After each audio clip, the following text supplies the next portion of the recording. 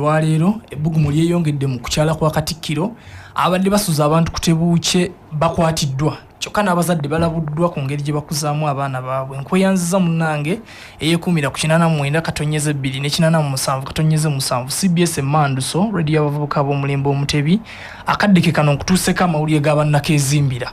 Nze Mutaasa Michael Lubega omukubiriza olukiiko lwa Keezimbira.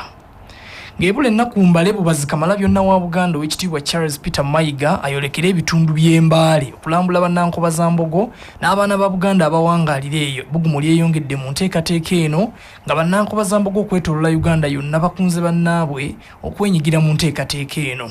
Olunaku olw'eggulo bannankobaza-mbogo okuva mu Uganda College of Commerce UCC Pakwach batandise kaweefube owa bulungi bwansi mwe bayongereza ebitundu ebyenjawulo ebyotolodde ettendekero lyabwe ng'ogumu ku mikolo egikulembeddemu okukyala kwa Kamalabyonna mu bitundu by'embaale.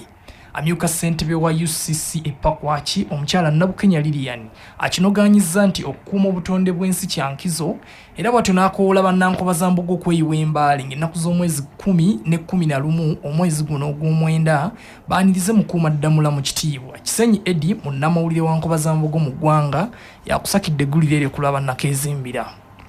Mu ssaza ly'e Kyaddondo abavubuka basabiddwa okuba abeesigwa